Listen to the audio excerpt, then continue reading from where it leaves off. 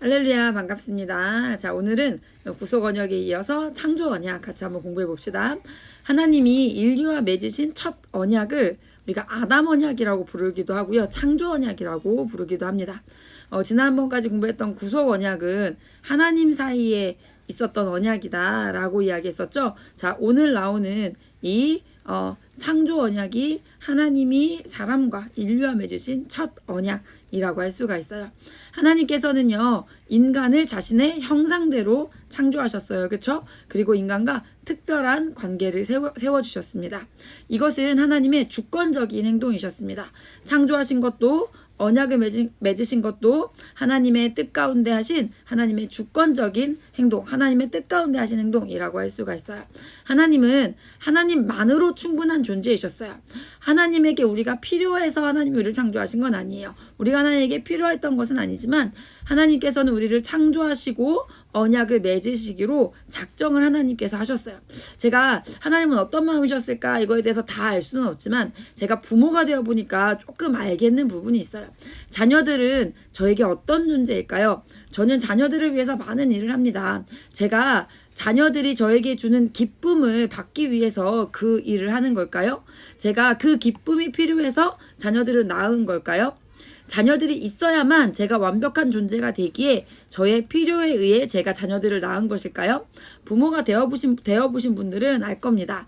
내가 편하고자 한다면 아이를 낳지 말아야지요. 그래서 이 시대가 아이 낳기를 싫어하지 않습니까? 내가 왕으로 살아야 되는데, 내가 편하게 살아야 되는데, 내가 왕으로 사는데 방해가 되니까 그래서 아이를 안 낳으려고 하는 거 아니겠습니까? 그런데 아이를 낳아보신 분들은 이 회복된 나라의 그 하나님 나라를 꿈꾸면서 그 하나님 나라의 자녀로 아이를 키워보신 분들은 알 거예요. 신기해요. 자녀들 때문에 많은 수고를 감당해야 하고 또 때로는 버거워 힘이 들기도 해요. 그런데 나를 수고하게 하는 그 자녀가 너무나 귀하고 너무나 사랑스럽습니다. 저에게는 4명의 자녀가 있습니다. 4명의 자녀가 있으니까 하나쯤은 없어도 된다라고 생각할 수 있을까요? 하나 없어도 나머지 셋 있으니까 괜찮을 거야. 그렇게 생각할 수 있을까요? 절대 그렇지 않아요. 없어져도 될 아이는 하나도 없습니다. 그것을 상상하는 것만으로 저에게는 너무나 큰 그것이 괴로움이라고 할 수가 있어요. 제가 어릴 때 그런 생각을 한 적이 있었어요. 하나님은 크신 하나님이신데 하나님한테는 나 하나가 아니고 하나님한테는 정말 많은 사람들이 있으니까 나 하나쯤 없어져도 괜찮지 않을까? 라는 것을 제가 그런 생각을 했던 적이 있었어요.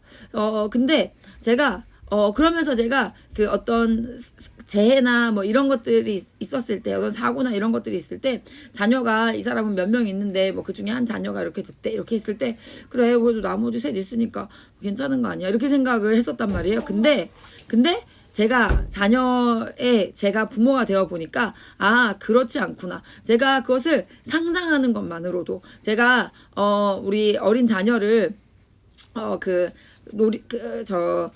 같이 키즈 카페에 갔다가 실수로 이제 놓고 와서 걔를 다시 데리러 가고 막 이런 상황이 있었는데 정말 가슴이 철렁했던 그래서 정말 그 잠깐의 시간이었거든요. 이렇게 와서 이제 이 다른 조카들도 있고 막 이래서 애들이 많았어요. 근데 엘리베이터를 타고 보니까 하나가 없는 거예요. 그래서 깜짝 놀라서 그 아이를 찾으러 이제 그러니까 엘리베이터 타고 한 5분 정도의 시간 동안 이렇게 떨어져 있었던 거였는데 깜짝 놀라서 이제 그 아이를 찾으러 이제 남편은 거기서 그 층에서 내려서 막 계단으로 뛰어 올라가고 저는 그 옆에 엘리베이터 타서 다시 막 올라가고 막 찾으러 가는 그 시간이 얼마나 막 그 놀라고 얼마나 걱정이 되고 막 이랬는지 몰라요. 제가 한 번은 꿈에서 자녀를 잃는 꿈을 꾼 적이 있었는데 깨고 나서도 얼마나 한참을 울었는지 모르겠어요.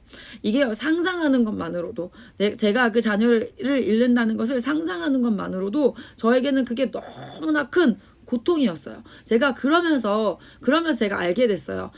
그렇구나. 하나님한테 내가 그런 존재구나. 하나님한테 맞아. 많은 사람들이 있지. 하지만 하나님이 나 하나를, 저에게 4명의 아이는 저에게 많아요. 4명은. 그런데도 여러분, 이 하나이가 저에게 정말 없어져도 될 아이는 하나도 없어요. 정말 이 4명의 하나이가 다 저에게 너무나 소중한 아이거든요. 제가 내 아이의 엄마가 되어보면서 그런 것들을 깨닫게 되었어요. 되었어요. 아, 그렇구나. 하나님한테 내가 이 네 명의 한 명 한 명이 다 소중한 것처럼, 아, 하나님이 나 한 사람을 잃는 게 그렇게 큰 고통이고 그렇게 큰 비극으로 하나님은 여기시는구나 라는 것을 제가 내 아이의 엄마로 살아보면서 제가 알게 되었어요.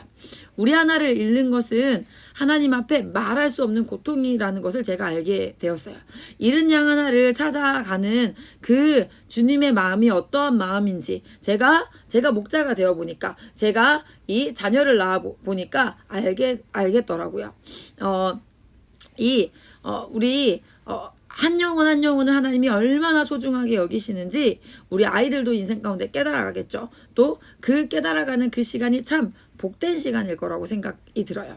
자녀를 키우며 영혼을 품어보면서 아이들이요, 우리 멘토의 자리에 서보고 막 이런저런 자리에 서보면서 아직 육신의 부모가 돼보진 않았지만 영혼을 품어보는 그 자리에서 참 그 수고가 수고롭지만 그 수고가 기쁠 수 있다는 것을 깨달아갑니다. 아이들이 부모가 되면 그것을 또 더 제대로 더 깨닫게 될 거예요. 자녀를 키우면서 영혼을 품어보면서 진짜 수고로하지만 그 수고가 기쁠 수가 있다는 것. 그 속에서 우리는 무엇을 발견합니까? 아, 하나님이 나를 이렇게 대하시는구나. 하나님이 내 영혼을 소중히 여기셔서, 하나님이 내 영혼을 사랑하셔서 나를 이렇게 대하시는구나. 하나님이 내가 이렇게 은가싼 거 치우시고, 하나님이 나에게 이렇게 음식을 공급하시고, 하나님이 나에게 이렇게 예의를 가르치시고, 하나님이 이렇게 나를 씻기시고, 하나님이 이렇게 나를 소중히 키우셨구나. 나를 이렇게 자라게 하시는구나. 하나님 사랑이 이런 거구나 라는 것을 경험하는 자리가 바로 영혼 품는 자리, 부모의 자리, 목자의 자리라고 할 수가 있습니다.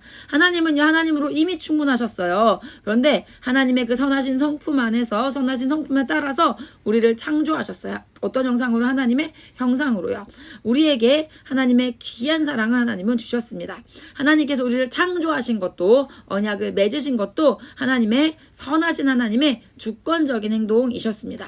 근데 하나님께서 우리에게 주신 것이 있었으니 그것이 무엇입니까? 자유의지였습니다. 하나님은 우리를 로봇으로 만들지 않으셨어요. 하나님은요, 우리를요, 인격적인 존재로 창조하셨습니다. 자유의지는요, 선택할 수 있는 힘이라고 할 수가 있어요. 인간은요, 이 하나님이 우리에게 허락하신 인간은 우리에게 주어진 그 선물들과 특권으로 두 가지 책임을 감당하며 살아야 됐어요. 하나는 뭐였냐면 창조 때에 부여된 규례들에 순종하는 것이었어요. 두 번째는요, 하나님에 의해 주어진 금지에 순종하는 것이었어요. 창조 때에 부여된 규례는 무엇일까요? 바로 안식일과 결혼과 노동이라고 할 수가 있습니다. 주어진 금지는 무엇일까요? 동사 안에 있는 모든 열매를 임의대로가 뭐예요? 마음대로 먹어도 된다. 근데 그 특권 가운데에서 하나님은 선악과는 먹지 말라라는 금지에 우리는 순종하는 것을 통해서 나의 왕은 하나님이십니다. 나는 하나님 나라의 백성입니다. 나는 하나님으로 인해서 이 모든 것을 누립니다. 라는 고백을 했어야 된다는 거죠. 정리하면 인간의 책임은 바로 뭡니까? 순종입니다. 무엇에 순종하는 것입니까? 규례와 금지에 순종하는 것입니다. 규례는 무엇이라고요? 안식일, 결혼, 노동입니다. 금지는 무엇입니까? 선악과입니다. 이것에 하나님은 순종하는 우리의 인생을 통해서 하나님은 우리가 풍성한 삶으로 정말 하나님과 교제하며 하나님과 정말 이 사랑의 교제를 나누면서 살아가는, 하나님을 왕으로 인정하고 하나님 주신 것을 누리며 살아가는 그런 삶으로 하나님은 우리의 인생을 계획하셨다는 것입니다. 자, 이 창조 언약이 우리에게 상당히 중요하다고 할 수가 있어요. 아담에게 주어진 이 언약은요, 우리 인류에게 해당합니다. 이 안식일과 노동과 결혼, 그리고 이 선악과, 이 모든 것은요, 우리에게 해당한다고 할 수가 있습니다. 하나님께서 인간을 하나님의 형상대로 창조하셨어요. 인간을 하나님과 관계 맺을 수 있는 자로 만드셨습니다. 이것이 무엇을 뜻합니까? 우리는요, 하나님께서 주권적으로 언약이라는 것을 허락하신, 우리는요, 특별하게 뭐를 허락받았다고요? 언약을 허락받은 언약적 피조물이라는 축복을 받은 거라는 거.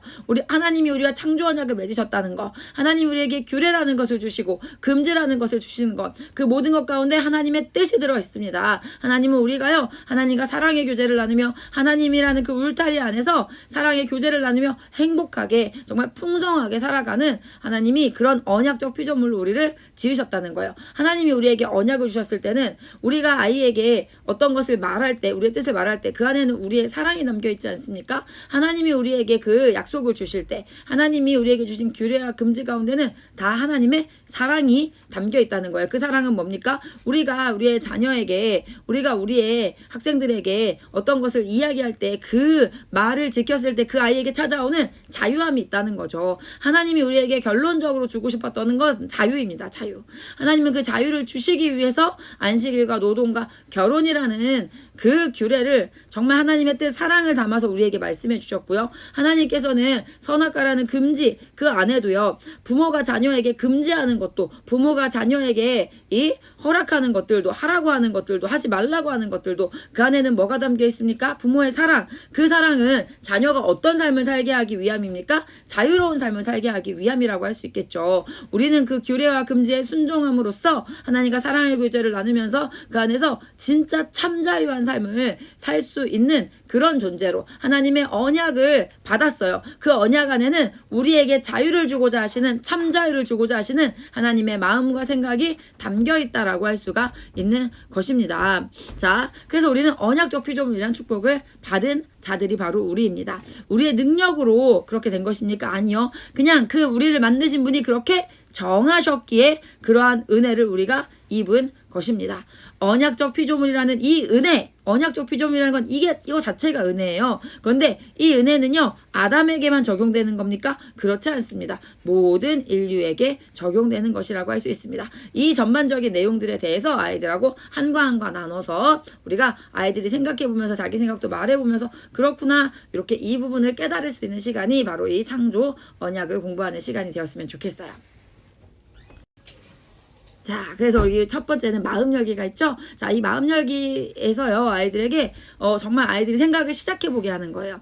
아, 이 인생에서 꼭 지켜야 한다고 생각하는 건 어떤 것들이 있나요? 이렇게 나와 있죠. 그 이유는 무엇인가요? 이렇게 나와 있죠. 그래서 아이들이 자유롭게, 그냥 아이들이 꼭 지켜야 되는 거요. 뭐가 약속이요? 그럼 어떤 약속을 지켜야 되는데, 이렇게 구체적으로 해서 생각을 좀 이렇게, 아이들의 생각이 추상적이에요. 옳은 것을요, 아이들은요 계속 공급을 받는단 말이에요.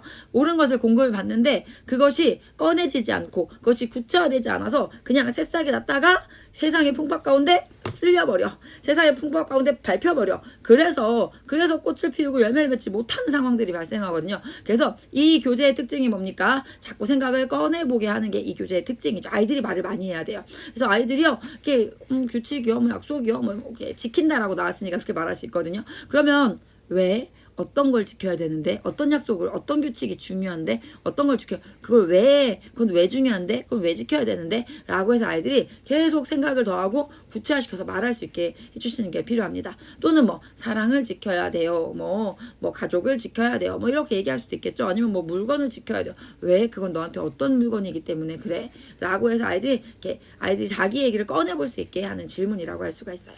자, 그 다음 질문이 또 있죠. 아기에게 엄마의 자리가 주어진다면 어떤 일이 벌어질까요? 그러니까 이건 질서의 중요함에 대해서 아이들이 한번 좀 생각해 볼 수 있게 하기 위해서 써놓은 질문인데요. 어떤 일이 벌어지겠습니까? 아기가 너무 힘들죠. 아기 엄마 역할을 어떻게 하겠습니까? 그건 아기에게 비극이에요. 그렇죠? 그것은 엄마에게도 이 아기에게도 그 누구에게도 좋은 일이 될 수가 없어요. 아기는 엄마의 책임과 의무를 이행할 수가 없는 존재이니까요. 이렇게요, 아기가 엄마의 존재 자리에, 자녀가 자기가 그 모든 가정의 이 일들을 내 맘대로 하려고 해. 자, 그거는요, 질서에 어그러지면요 가장 큰 비극이에요. 아기라고 해서 아이들이 좀 안 한다면 네가 엄마 역할을 해야 된다면 어때? 네가 엄마 역할을 해야 된다면 어떨 것 같아? 그러면은 네가 이 가족을 먹여 살려야 되고, 그러면 어떨 것 같아? 아이들이 그럼 느낄 거예요. 엄마는 나에게 막 이렇게 좀 시키는 분, 막 이렇게 엄마는 엄마 마음대로 하는 사람, 막 이렇게 생각했을 수 있는데, 네가 엄마 역할을 해야 돼 하면, 와, 그거 쉽지 않겠다. 네가 아빠 역할을 해야 돼. 네가 가족을 다 먹여 살려야 돼. 네가 가족을 책임져야 돼. 와, 쉽지 않겠다. 라는 생각 애들이 해볼 수 있습니다. 자, 그러면서 아이들에게 이 얘기를 또 해줘도 좋겠죠. 네가 엄마 역할 한다면, 와, 지금 너무 어려울 것 같아요. 근데 10년 후에도 네가 엄마 역할 그거 못할 것 같아요. 이거 아니지. 10년 후에는 왜 그게 괜찮은 일이 되고 10년 후, 15년 후, 20년 후에 우리 아이들 엄마 돼 있을 거거든요. 아빠 돼 있을 거거든요. 그게 왜 괜찮은 일이 되는 것일까? 자, 그러니까 우리가 지금 그 책임을 감당하는 쉽지 않겠다. 하지만 우리는요, 그 책임을 감당할 수 있는 존재로 성장해 가야 한다라고 할 수가 있겠죠. 우리가 성장해 가야 할 모습이 있는 거라고 할 수가 있습니다. 나라는 한 영혼을 담당해주는 그 사랑으로 우리는 한 영혼을 담당할 수 있는 그런 사람으로 성장해 가고 있다라는 생각을 아이들이 여기서 해보면서 질서에 대해서 그 질서가 얼마나 귀한 것인지 또 그 질서 안에서 나도 그 책임을 감당하는 그 질서의 그 자리로 지금 성장해 가고 있다. 그 사랑을 받아서 나도 그런 사랑을 줄 수 있는 자로 성장해 가고 있다. 라는 것을 우리 아이들이 생각해 보게 해주시면 좋을 것 같아요. 자, 국어사전 속으로 창조라는 단어에 대해서 제가 국어사전을 찾아왔어요. 자, 전에 없던 것을 처음으로 만드는 것. 자, 이것이 창조라고 사전에 나와 있어요. 신이 우주를 처음으로 만든 것. 하나님께서 이 땅을 처음으로 만든 것. 그게 창조다라고 얘기하고 있습니다. 새로운 성과. 업적 막 이런 것을 이렇게 냈어. 자, 그런 것들도 창조라고 할 수가 있다. 가치를 창조해내다 뭐 이런 얘기도 할 수 있겠고 어떤 이론을 뭐 창조해내다, 뭐 업적을 창조해내다 뭐 이렇게 할 수 있다라는 거. 자, 그리고 그 다음 보면 성경 속에서 이 창조라는 말은 어떻게 쓰였는지 가로 안에는 다 창조가 들어갑니다. 자, 창세기 5장에서 우리는 뭘 볼 수 있습니까? 남자와 여자를 뭐 하셨습니까? 창조하셨고 그들이 창조되던 날에 하나님이 그들에게 복을 주시고 그들의 이름을 사람이라 일컬으셨더라.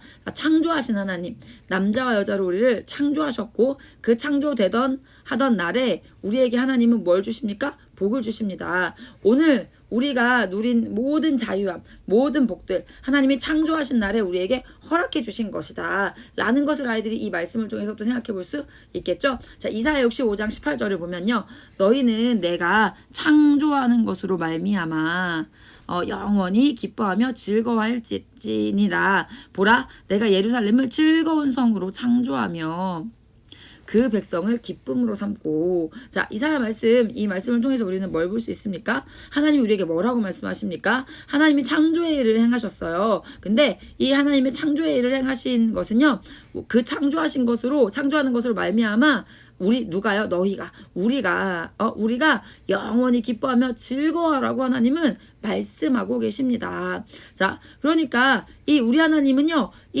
우리가 하나님이 창조하신 것들로 즐거워하고 기뻐하고 하나님 만드신 맛있는 과일들 먹으면서 즐거워하고 하나님 만드신 이 땅에서 열심히 뭔가를 생산을 해보면서 즐거워하고 하나님 창조하신 것을 우리에게 다 주시면서 그것으로 말미암아 기뻐하고 즐거워하면서 우리가 살아가기를 바라시는 것이 하나님의 뜻이라는 거예요. 자, 또 그 다음에 뭐라고 나왔어요? 예루살렘을 즐거운 성으로 창조했다. 자, 하나님은요, 즐거운 성으로 창조하셨대요. 즐거운 성.